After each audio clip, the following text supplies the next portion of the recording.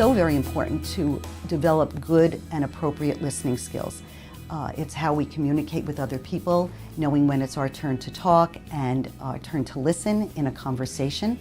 And also, listening skills affect everything the child is learning in school, but yet we never teach listening skills. We just expect people to develop their listening skills and to develop them appropriately.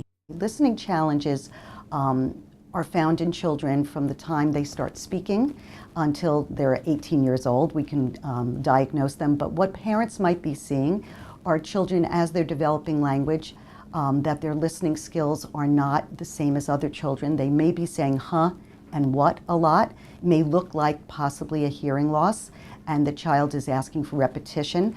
They can't follow step directions. So we can diagnose these kinds of problems, and the earlier we start intervention, the better.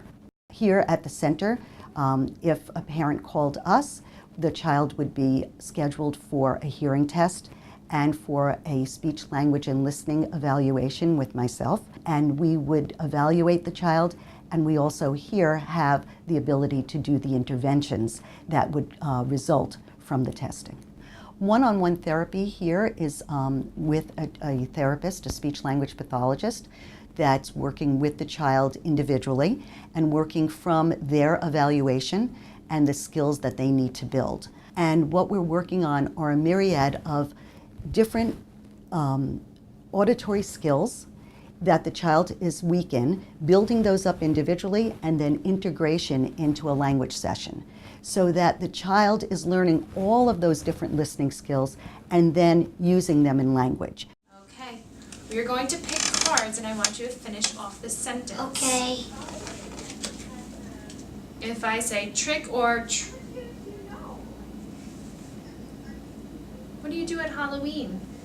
Treat. Trick or treat. Night and Day. Number 5. Color Lizzie's dress yellow and her hat blue. What was the direction? Color her dress blue and hat yellow. Close, right? The opposite. Opposite. So color her dress Blue.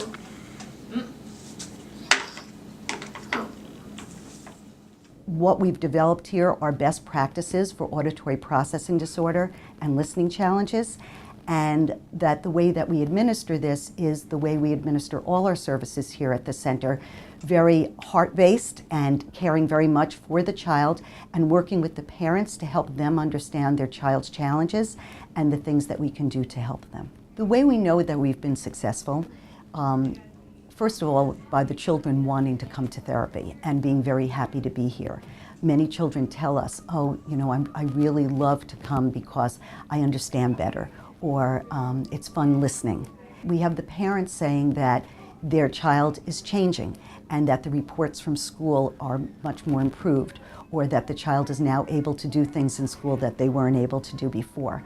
We get reports from teachers saying the improvement that they've seen and their improvement on the report cards. We reevaluate, so we know the progress the child's making, and we feel that the child is shining where they came in depressed and upset or maybe anxious. Now they're smiling and happy to learn more. Listening and language are the essence of life. Good communication is what we all strive for. It brings us into the world and interacting with our peers. And so anything we can do to further that is what I'm all about and why I love this work so much.